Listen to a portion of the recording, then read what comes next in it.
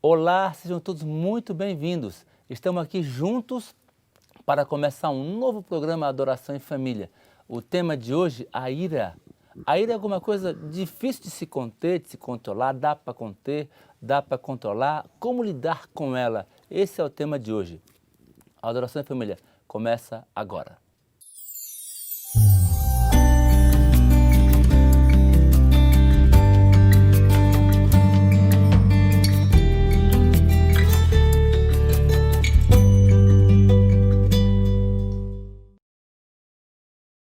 Para começar o nosso programa de hoje, queremos convidar o nosso Deus para dirigir a nossa discussão. Nesse momento, quero convidar o doutor Adolfo, que, por gentileza, faça oração convidando o Senhor para estar conosco. Então oremos. Oremos.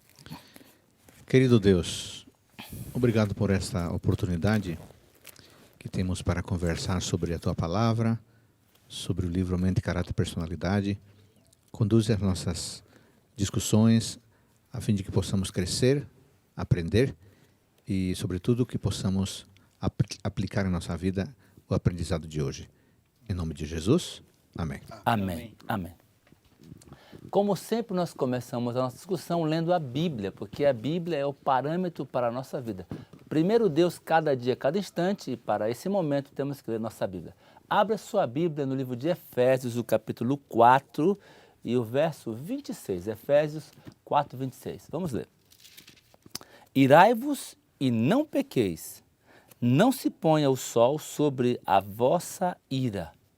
A ira é algo desafiador, é algo que todos sentimos, e uma pessoa que se permite estar sempre dominada pela ira, o que acontece com ela? Olha, a ira é esse sentimento de descontrole, esse sentimento que nos leva a atropelar tudo e todos. Quando nós nos comportamos dessa forma, nós, de fato, nos colocamos no terreno do inimigo. Porque a pessoa irada, a pessoa iracunda, ela maltrata as pessoas, não respeita ninguém, mancha a dignidade, a honra do outro. Nesse caso, quando estamos em ira, nos colocamos sob o domínio do inimigo de Deus, porque é ele que gosta de maltratar as pessoas. A Bíblia fala, irai-vos, mas não pequeis. Não é pecado estarmos irados, é pecado pecar. Né? Contrariado, exatamente. Não é? Uhum. Nós somos humanos e todos nós, em algum momento, temos nosso sangue quase que em ebulição, fervendo. Mas nós temos que deixar isso de lado, mudar o foco, refletir no assunto e permitir que Deus, com seu Espírito, acalme isso, como fazia alguns da Bíblia, Davi, Saul, tocando uma harpa, ouvindo uma música, se parecendo um pouquinho, mas não praticando com base na ira as nossas ações. Interessante que nós, em sociedade, somos capazes de suportar muita coisa fora de casa. Às vezes as pessoas suportam um chefe mal-humorado, circunstâncias ruins, mas em casa a nossa capacidade de suportar diminui tremendamente. Interessante, não? E com mais facilidade a gente se solta e solta o lado ruim da nossa personalidade. E eu posso dizer que as piores lembranças que eu tenho da minha vida em família foi o momento que eu perdi a calma, que eu perdi a paciência. Mas então uma coisa interessante, como é que a gente deve proceder, ou como se torna, melhor, como se torna um ambiente de uma família quando as pessoas constantemente agem com impaciência? É um protótipo do inferno. Eu imagino que o definição? Inferno é o protótipo do inferno, porque quando acontece acidentalmente numa família cristã, fica aquele clima ruim, pesado, até que você vai, pede perdão, reconhece, faz as pazes, tudo volta. Agora imagina viver num estado de guerra permanente. Ninguém merece, é insuportável. As crianças, os filhos, são gravadores ligados num REC o tempo todo. Se eles convivem num ambiente de ira, é assim que eles vão se comportar. Se eles convivem num ambiente onde a dignidade e a honra deles não é respeitada, eles tenderão a agir dessa forma. Então, um lar onde a ira é descontrolada, onde se ouvem palavras de impaciência, imagino que a longo prazo você vai ter crianças que não vão ter senso de valor próprio. Isso é muito ruim. Olha o que o texto diz. O texto fala assim, que todo mundo vai se irar, ok? Irai-vos, mas o que fazer para lidar com você mesmo quando você está irado. Esse é o desafio. O que fazer? O texto que nós estudamos, Ellen White tem uma recomendação muito interessante. É ficar em silêncio. É não falar em momento que você está com o sangue fervendo. Toda. Não fale. Agora é difícil. Não é fácil. difícil. Só pela misericórdia do Senhor. A minha esposa é professora dos menorzinhos ali, e é interessante que algumas mães falam, olha, ele é muito impaciente, ele se irrita facilmente. E quando ela vai trabalhando com alguns deles e percebe o que falta, na verdade, é um pouquinho de atenção, de carinho, de amor, de estar mais perto dele, e ela começa, mas o que aconteceu? Porque não, o filho mudou em casa. E apenas um gesto de atenção àquela criança, para ver o que estava levando ela àquele comportamento de ira, de revolta muitas vezes, com cuidado, atenção, um tempo dedicado, mudou toda a vida daquela criança. Como Cristo tratava com a ira? Como Cristo tratava com a ira? Cristo se indignou em diversos momentos. A indignação, a reação diante de um mal cometido, é justa essa indignação, e nós não podemos ser impassivos diante de um mal que se está cometendo. Então Jesus, em alguns momentos, ele foi muito duro, mas ele nunca feriu as pessoas. Ellen White diz que toda vez que ele chamava atenção, podia-se notar amor nos olhos. Então, a pessoa que Choro pertence... na voz, né? Exato, a pessoa que pertence ao reino não deixa de se indignar, mas não ultrapassa o limite para ferir a dignidade do outro. Especialmente se está acontecendo alguma injustiça, não? Pastor Alice, o texto diz que Cristo considera a ira como um homicídio. Nossa, essa passagem foi muito forte. Essa é forte. É como se, quando nós nos expressamos com ira com alguém, é como se eu estivesse matando aquela pessoa.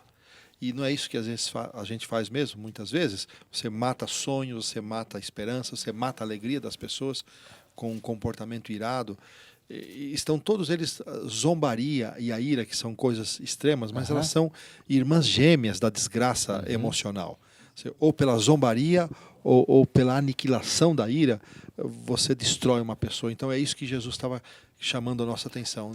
Não podemos ser homicidas com as nossas palavras. Pastor Eli, o texto aí que você está referindo, Mateus 5:22. Todo aquele que sem motivo se irar contra seu irmão estará sujeito a julgamento. É duro. Palavras fortes, né? Jesus está expandindo o significado do mandamento que diz: não matarás, que eu respeito a vida. Nós já estudamos alguns dias atrás, algumas semanas atrás, sobre os pais não irar e não transformarem esse sentimento nos filhos. Pais, não irritei os filhos, não levem eles à ira.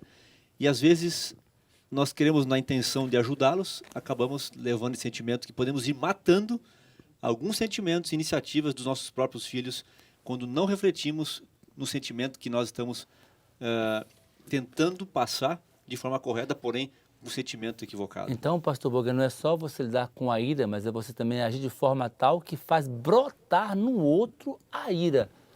Pastor Alice, e antes de concluirmos aqui, além do silêncio, Ellen White recomenda que nós devemos refrear a língua. O que não é fácil, né, pastor? Silêncio, mas você fica com o pensamento borbulhante. Então, você se põe em paz no pensamento e refrear a língua. É pôr um freio. É quase uma linguagem animalesca, mas é por aí mesmo. Olha, há um texto em Tiago, capítulo 1, versículo 20, que é fundamental lembrar. O texto diz assim, Tiago 1:20, porque a ira do homem não produz a justiça de Deus. Ou seja, Deus está dizendo que a ira do homem ela é problemática. A ira de Deus, que é essa indignação justa diante do mal, ela é sempre boa. Mas a ira humana, quando descontrolada, qual que é o problema? Não produz, não provoca, não nos leva à justiça divina. Portanto, amigos, vamos acertar as contas, vamos conversar com as pessoas, vamos dizer o que nós não gostamos com carinho, mas vamos preservar a dignidade do outro, vamos respeitar a honra do outro, porque se nós não controlarmos, nós vamos provocar desavenças, nós vamos ferir, e palavras mal colocadas, palavras mal ditas, elas permanecem muito tempo, e no momento que a pessoa menos quer, ela se lembra dessa palavra ferina. Evitemos isso, controlando a nossa ira e permitindo que Deus transforme o nosso coração. Você sente ira? Eu também sinto. O que fazer nessa hora? Eu vou te dar um conselho de amigo. Primeiro lugar, fique em silêncio. Não pense, nem pense, apenas fique em silêncio. Depois você reflete sobre o que aconteceu. E então, se precisar, você escolher as palavras para expressar o que você está sentindo. Que Deus abençoe você e que você consiga lidar com isso. E para tanto, precisamos suplicar o Espírito Santo para que venha em nossa vida, em nossa mente e transforme a nossa forma de agir, de pensar e de viver. Vamos continuar nosso estudo?